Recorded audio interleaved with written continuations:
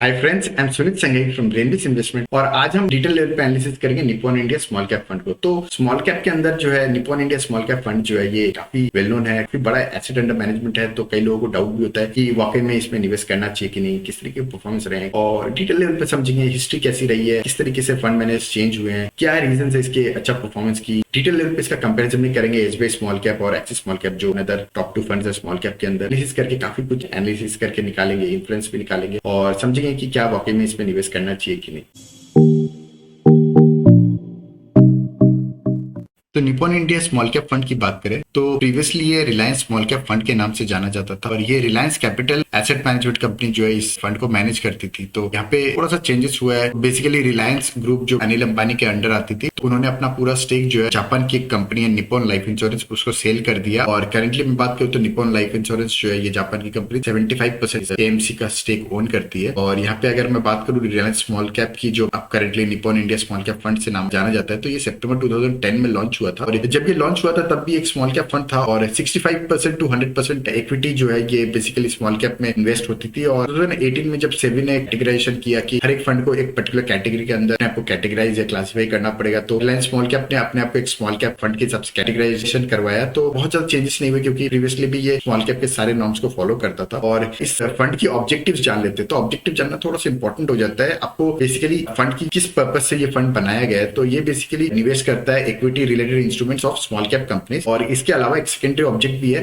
That is basically investing in debt and money market instruments. तो ये चीज आपको थोड़ी क्लियर होनी चाहिए कि बियॉन्ड इक्विटी जो 3%, 4%, 5% एलोकेशन जो है ये डेट या मनी मार्केट में भी रखते हैं और इन्होंने अपने ऑब्जेक्टिव में भी ये क्लियरली बताया है। तो ये चीजें आपको पता होनी चाहिए ऑब्जेक्टिव। तो यहाँ पे अगर मैं बात करूँ तो एसेट एलोकेशन की बात करता हूँ लास्ट 10-11 ईयर्स में किस तरीके का एसेट एलोकेशन है। तो आप देखो लार्ज कैप के अंदर 16%, 10%, 8%, 5%, 7%, तो ऑलमोस्ट एक सर्टेन 10% के आसपास का इनका एलोकेशन जो है लार्ज कैप के अंदर होता है। उसके बाद मिड कैप की बात करें जो ग्रीन कलर से डिनोटेड है, तो 10%, 8%, 8%, 13%, तो एक 10 to 15% का एलोकेशन जो है मिड कैप के अंदर भी होता है। और मेजर एलोकेशन आप देखोगे तो स्मॉल कैप के अंदर होता है, चाहे वो 56%, 81%, 64, 79, 79, तो ऑलमोस्ट जो है एक मेजर एलोकेशन 80% के आसपास का जो है ये स्मॉल कैप में होता है। तो बेसिकली ये आपको आइडिया देता है किस तरीके का इसका एलोकेशन रहा है इन द हिस्ट्री। और यहाँ पे अगर मैं रिसेंट एलोकेशन भी दिखाऊं आपको, तो मेजर एलोकेशन जो ग्रे कलर से डिनोटेड है ये बेसिकली स्मॉल कैप के अंदर एलोकेशन और एक अराउंड 10 to 15% का एलोकेशन ऑरेंज कलर जो मिड कैप है इसके अंदर भी रहता है। तो ये बेसिकली मेजर एलोकेशन का है। और यहाँ पे एक चीज आपको देखने की है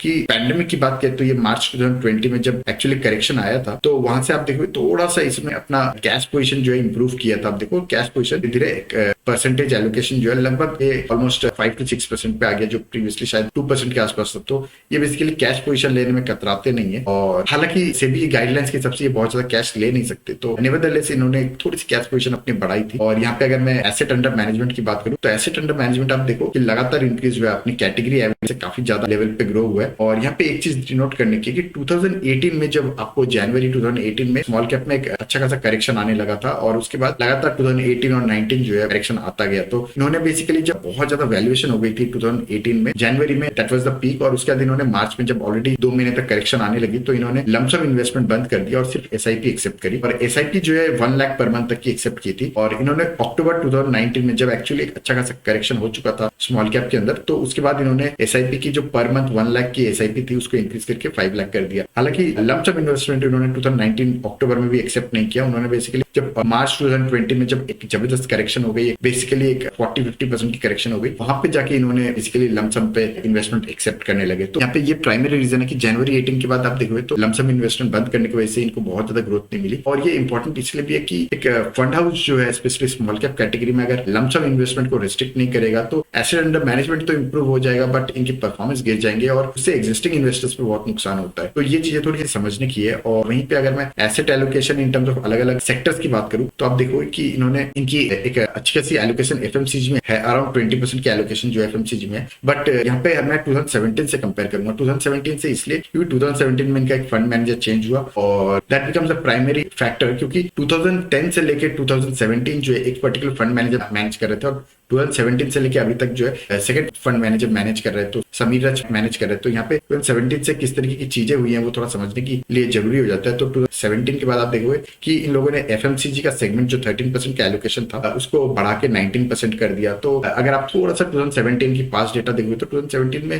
basically small cap FMCG sector की मैं बात करूं तो एफएमसीजी सेक्टर ऑलमोस्ट 2.5 ईयर्स का कंसोलिडेशन हो चुका था। तो एफएमसीजी में बहुत ही अच्छी स्कोप नजर आ रही थी और उसके बाद एफएमसीजी ने ऑलमोस्ट 50% के रिटर्न्स दिया इन द नेक्स्ट 1.5 ईयर। तो उसी चीज का इन लोगों ने फायदा भी उठाया। देखो आप, इन लोगों ने अपने एफएमसीजी की एलोकेशन बढ़ाई, उसी टेक्नोलॉजी के अंदर भी इन लोगों ने अपनी एलोकेशन बढ़ाई। आप देखोगे तो ये अगर ब्लू कलर से डिनोटेड है, ये बेसिकली 5% का एलोकेशन हुआ करता था इन 2017, जिसको 2019 में भी ये 5% एलोकेशन था, जिसको इन लोगों ने बढ़ा के 7% एंड देन 9% किया। तो इसका एडवांटेज डेफिनेटली आईटी में जिस तरीके से टेक्नोलॉजी के अंदर रिसेंट 2.5 ईयर्स में परफॉर्मेंस दिया है उसका एडवांटेज भी इनको मिला। और वही इन लोगों ने अपनी एलोकेशन किस में कम करी, आप देखो ग्रे कलर से डिनोटेड है, यानी इंजीनियरिंग में इन लोगों ने 21% से लगातार 15, 11, 12% लगातार इन लोगों ने इंजीनियरिंग एलोकेशन जो है घटाई है। और वही फाइनेंशियल सेक्टर की भी बात करूं तो फाइनेंशियल सेक्टर में बहुत मेजर नहीं बट हल्का सा इन लोगों ने अपना एलोकेशन 12 से 11 एंड देन 9% एलोकेशन थोड़ा सा कम किया है। अब आ जाते हैं फंड मैनेजर। जैसे मैंने कहा कि 2009 से सिंस इंसेप्शन जो है सुनील सिंघानिया इसे मैनेज कर रहे थे। उसके बाद 2017 में समीर रच actually took over manage this fund. तो सुनील सिंघानिया की बात करूं तो ये करेंटली अबैकस एसेट मैनेजमेंट को मैनेज करते हैं। ये बेसिकली पीएमएस चलाते हैं और 2003 से ये बेसिकली रिलायंस कैपिटल जब फॉर्म हुआ था 2003 से लेकर 18 मैनेज किए थे। तो Sunil Singhania is very reputed person in MC industry. और बेसिकली जो हमारे 1% के आसपास के चार्जेस होते हैं उसकी वजह से जो हाई फी ये फंड मैनेज चार्ज करते हैं वो बहुत ज्यादा लाइमलाइट में आने की वजह से जो है थोड़ा सा ये रिफ्रेन करने के हिसाब से इन्होंने अपने आपको इसके एएमसी से मूव करके ये अपना खुद का पीएमएस में चले गए। तो ये थोड़ी सी इसके एक रिटेल इन्वेस्टर के हिसाब से एक लॉस है कि इतने अच्छे फंड मैनेजर सुनील सिंघानिया जैसे fund manager actually MC industry को छोड़ के एक्चुअली पीएमएस में चले गए। और यहीं पे अगर मैं बात करूं पर्टिकुलरली समीर रच की, तो समीर रच जो है basically he is also veteran, 29 years plus का एक्सपीरियंस है इनको। और ये खुद जो है रिलायंस कैपिटल में अंडर सुनील सिंघानिया ये 2007 से ऑलमोस्ट 2017 बस 10-11 साल तक सुनील सिंघानिया के अंडर ग्रूम भी हुए हैं। और उन्होंने अलग अलग इंडस्ट्री में अलग अलग कंपनी में भी काम भी किया है। As small and mid cap के अंदर इनका फोटे रहा है। तो ये कैपिटल मार्केट मैगजीन में एज असिस्टेंट एडिटर, उसके बाद विकॉन research, Hinduja finance and Emkay global financial service, ये अलग अलग कंपनीज में as small and mid cap research analyst के पोजीशंस के हिसाब से काम भी किया। और देन रिलायंस कैपिटल भी इन्होंने एज अ रिसर्च एनालिस्ट काम किया और उसके बाद एज अ फंड मैनेजर काम किया। और इसके बाद समीर रच जो है 2 और फंड्स भी मैनेज करते हैं और इन्होंने काफी अच्छा परफॉर्मेंस बाकी 2 फंड्स में भी दिया है। ओवरऑल अगर हम देखें तो फंड मैनेजर काफी एक्सपीरियंस्ड है और काफी सीजन भी है। और यहाँ पे अगर मैं पोर्टफोलियो टर्नओवर रेशियो की बात करूं तो पोर्टफोलियो टर्नओवर क्या होता है, लेट्स से कि आप दिसंबर 2011 की बात करूं तो दिसंबर 2011 में जो स्टॉक्स थे उसके बाद दिसंबर 12 में वो स्टॉक्स में से कितने स्टॉक्स चले गए और कितने स्टॉक्स आए उसके एज अ परसेंटेज देखते हैं। तो वो परसेंटेज आपको काफी कुछ बता देता है। अगर आप देखोगे तो लगातार इनका जो दिसंबर 2011 से लेकर 2014 की बात करूं या 16-18 या 2019 लगातार इनका पोर्टफोलियो टर्नओवर रेशियो थोड़ा सा हाई रहा है, अबव कैटेगरी एवरेज भी। और इन जनरल अगर आप देखोगे तो 122%, 82%, 82%, 150, 110 ये बेसिकली हाई होता है। और ये हाई होने का प्राइमरी रीजन है कि स्मॉल कैप में ना बहुत ज्यादा आपको opportunities basically in terms of valuation अगर आप देखो तो कई बार ऐसा स्टॉक्स का बहुत ज्यादा अंडर वैल्यूड भी होता है और बहुत ज्यादा ओवर वैल्यूड भी होता है। तो इसलिए आपको लगातार चर्निंग करनी होती है। और अगर आप इस तरह की चर्निंग करते हो तो एक्चुअली एक फंड मैनेजर का काम इस तरह की चर्निंग करना होता है, अदरवाइज वो इंडेक्स को बीट करना उसके लिए मुश्किल हो जाता है। तो पर्सनली मैं इस तरीके के फंड्स जो बेसिकली हाई पोर्टफोलियो टर्नओवर है और उसके साथ परफॉर्म भी कर पाते हैं वैसे फंड मैनेजर्स और वैसे फंड मुझे ज्यादा पसंद आते हैं। ऐसे फंड्स जो बेसिकली लगातार अपना पोर्टफोलियो को टर्नओवर भी करते रहते हैं, चर्न करते रहते हैं, उसके साथ परफॉर्मेंस भी डिलीवर करते हैं, ऐसे फंड्स और ऐसे फंड मैनेजर मुझे पर्सनली ज्यादा अपील करते हैं। और वही अगर मैं कैलेंडर रिटर्न्स पे आ जाता हूँ तो कैलेंडर रिटर्न्स भी इंटरेस्टिंग हो जाता है। आप देखो 2011 में या 2018 में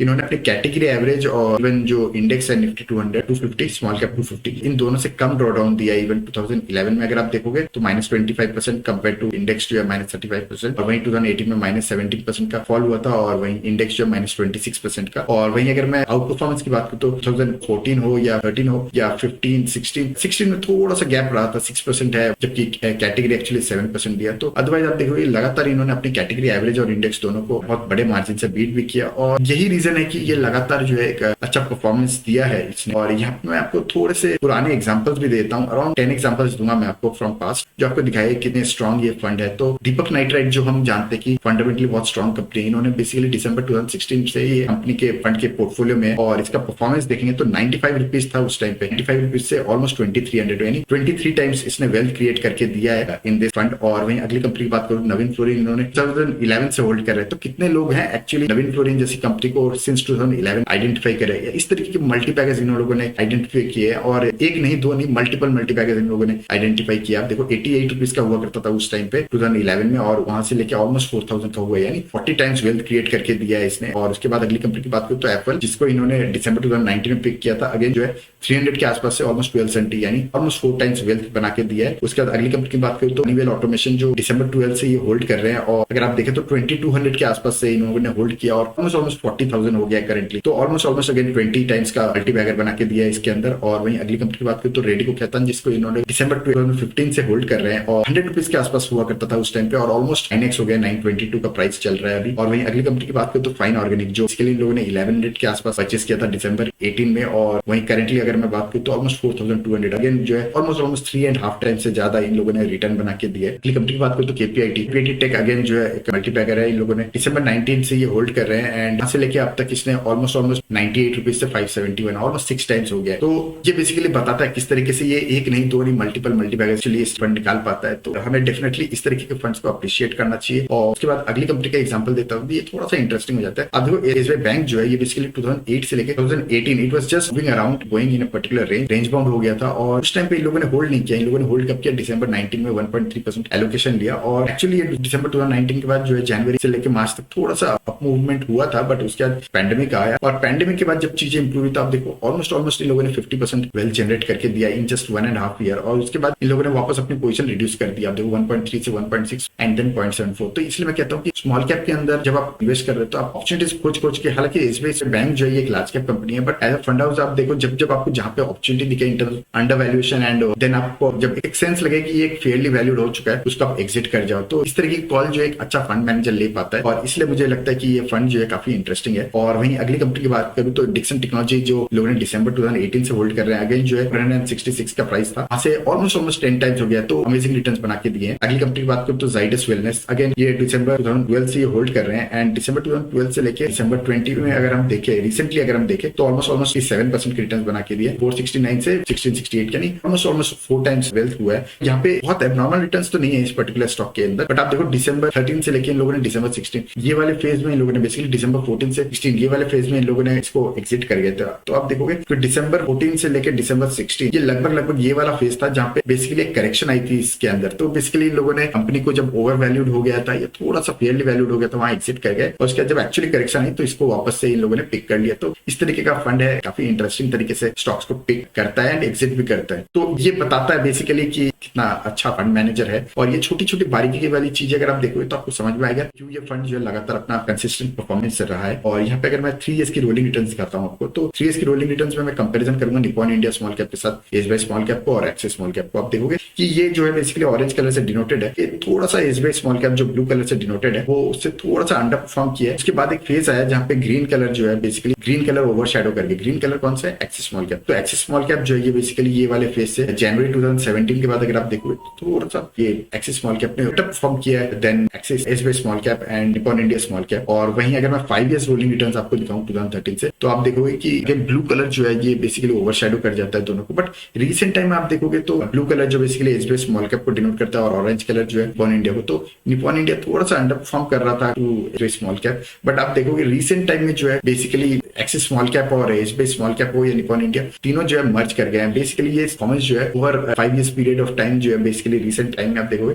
तो ऑलमोस्ट सिमिलर रिटर्न्स पे आ गए हैं। और ये कन्वर्जेंस का रीजन प्राइमरली 2 है। एक तो एसबीआई स्मॉल कैप का भी जैसे जैसे एसेट अंडर मैनेजमेंट बढ़ा तो उनका भी परफॉर्मेंस थोड़ा सा कम गया। और वही अगर आप देखोगे तो लॉन्ग टर्म में जो है अच्छे फंड मैनेज के रिटर्न ऑलमोस्ट सिमिलर आ जाते हैं जो पर्टिकुलरली सेम कैटेगरी के अंदर एसेट मैनेज करते हैं। और वहीं अगर मैं मीडियम रिटर्न्स में आप दिखाऊं तो निपॉन इंडिया जो है 17.77% के रिटर्न्स दिया है और वहीं एसबीआई स्मॉल कैप ने 17.95। तो आप देखो ऑलमोस्ट सिमिलर रिटर्न्स है और एक्सिस के थोड़े अंडर परफॉर्मेंस रहे हैं। और वहीं अगर आप 5 इयर्स के रोलिंग रिटर्न्स के हिसाब से देखोगे तो 5 इयर्स के रोलिंग रिटर्न्स के हिसाब से आप देखोगे 16% Nippon India, SBI small cap ने 19.75 और एक्सिस ने 15.27। तो आप देखोगे बेसिकली लॉन्ग टर्म में जो है एसबीआई स्मॉल कैप ने बेटर रिटर्न्स दिए in terms of medium. But recent time में परफॉर्मेंस में आप नेक्स्ट चार्ट पे भी आपको दिखाऊंगा तो एसबीआई जो है ऑलमोस्ट एक्सिस और निपॉन जैसा ही परफॉर्म कर रहा है। और यहीं अगर आप कंसिस्टेंसी देखोगे तो कंसिस्टेंसी में काफी सिमिलर आप देखो मोर देन 20% के रिटर्न देखो ऑलमोस्ट सिमिलर है एंड मोर देन 15% के रिटर्न ऑलमोस्ट सिमिलर है। थोड़ा सा गैप 15 to 20% के रेंज में है। और वहीं अगर 5 इयर्स में देखोगे तो 15% के ऊपर भी बोल लो और 20% के ऊपर भी बोल लो, थोड़ा सा बेटर एसबीआई स्मॉल कैप ने डेफिनेटली किया है। But in terms of axis small cap के साथ कंपेयर करें तो डेफिनेटली जो है निपॉन इंडिया ने बेटर परफॉर्म किया, 39% विजेवी 31%, 13 वर्सेस 19, तो 6% थोड़ा सा बेटर एक्सिस ने जरूर किया। बट यहाँ पे आप देखोगे तो ओवरऑल जो है निपॉन इंडिया ने बेटर परफॉर्म किया। बट ये चीजों को हम थोड़ा सा 7 ईयर्स पे ले आते हैं तो चीजें और थोड़ी क्लियर हो जाएंगी। तो 7 ईयर्स में आप देखोगे तो ये जो ब्लू कलर है, आप देखो एसबीआई स्मॉल कैप लगातार डिक्रीज होता गया, और वही निपॉन इंडिया का जो है लगातार इंक्रीज होता गया। और उसके जब इन जनरल मार्केट में करेक्शन आई तो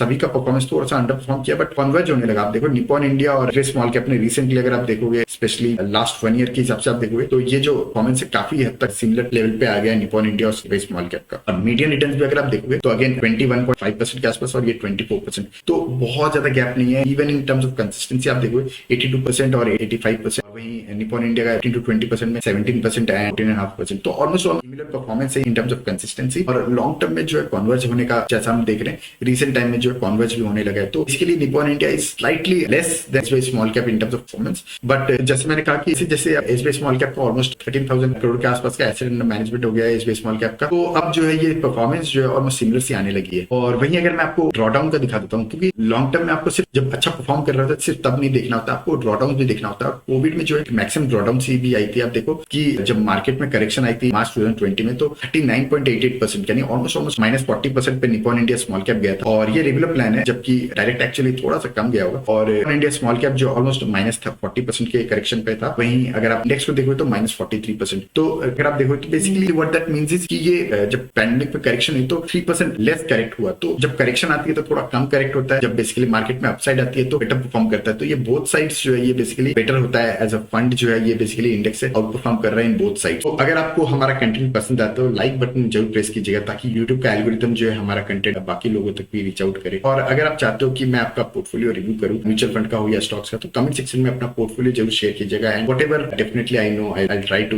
recommend according to that in terms of guidance के perspective से definitely that will not be buy sell recommendation, it will just be basically जो मेरा अंडरस्टैंडिंग है उन स्टॉक्स या म्यूचुअल फंड्स के बारे में। That's all for today, thank you। तो यहाँ पे मैं एक डिस्क्लेमर दे दूं तो ये कोई बाई और सेल की रिकमेंडेशन नहीं है, ये बेसिकली लर्निंग पर्पज से वीडियो बनाई गई है ताकि आप ये सीख सको कि एनालिसिस किस तरीके से करना चाहिए और किस तरीके से हमें अपने इन्वेस्टमेंट्स को देखना चाहिए। और अगर आपको यूजफुल लगे तो हमारा टेलीग्राम चैनल है रेनबेस इन्वेस्टमेंट, जिसको आप सर्च करके ज्वाइन कर सकते हो। That's all for today, thank you.